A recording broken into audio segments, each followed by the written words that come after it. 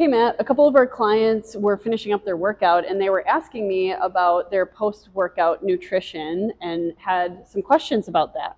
So let's take it to the bikes.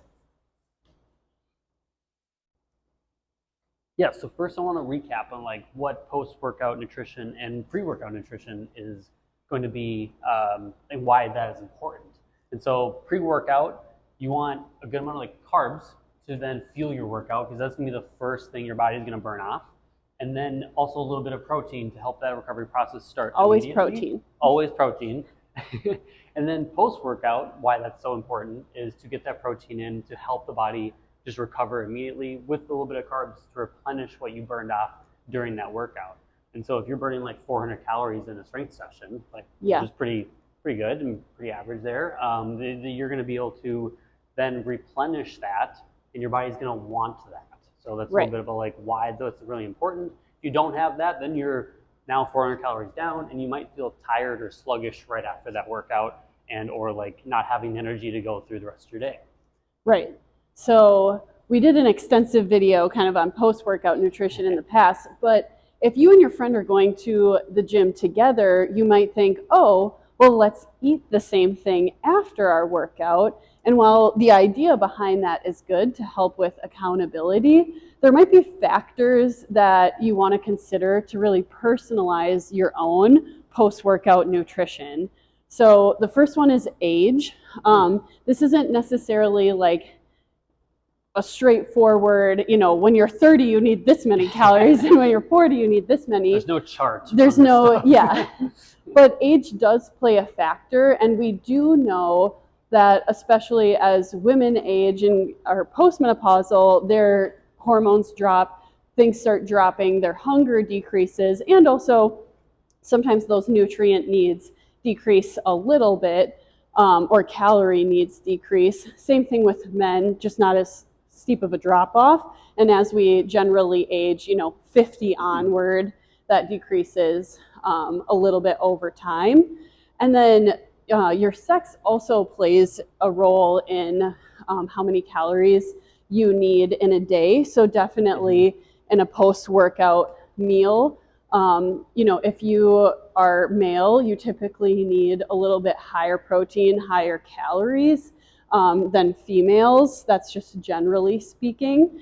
But typically that's a pattern that we see even in their resting metabolic rates, and you have females and males. On the timing of things too. And then, exactly. The timing of your nutrition is going to be affected differently. So women have a much shorter window. We talked about that in the past too, about 45 minutes. Men have about up to 3 hours. So huge difference there, and super important to make sure that you're taking some of these differences into consideration if you're going to the gym with friends. Yeah.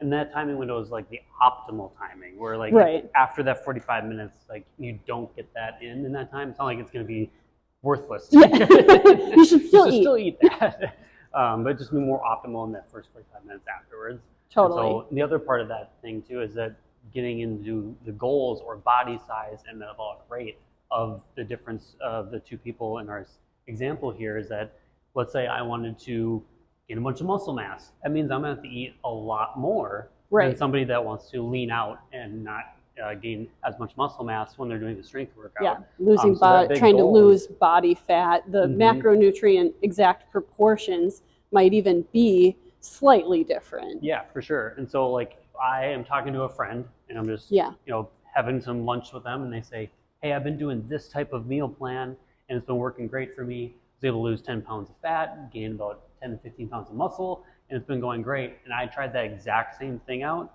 It probably, it could work, depending on how like similar we are, but most likely it's not going to work the exact same benefits that they got because of a lot of different factors, but mostly because we're two unique individuals. So that's where if somebody's like telling you like, you should try this, try it out, but then like figure out what is going to be best for you by practicing or guessing and testing of different like foods, different timing. Obviously there's like an optimal range for those things, but also like thinking about what that does to your like digestive system and your gut. That is going to be a big role in how it's going to digest and also get right where it needs to be in your body. Yeah. And you want to make sure that you're doing what works for you, because that's what is going to be sustainable, which is what we are all about here at Breakthrough Fitness. We are not into fads or unsustainable diets or anything like that. So just as a quick recap, we want to make sure that, one, your pre and post workout nutrition is important. So if you're going to the gym with a friend, also being accountable with that friend to get that pre and post workout nutrition have a plan, but also make sure that those plans are personalized to you. Just especially if you are a different age, sex, your body size is different, your metabolic rate is different. Those are all things to consider when choosing your pre and post workout nutrition. So if you have any questions about that and want to learn more, you can either schedule a free discovery session with us to learn more, or talk to us at your next training session. See you next time.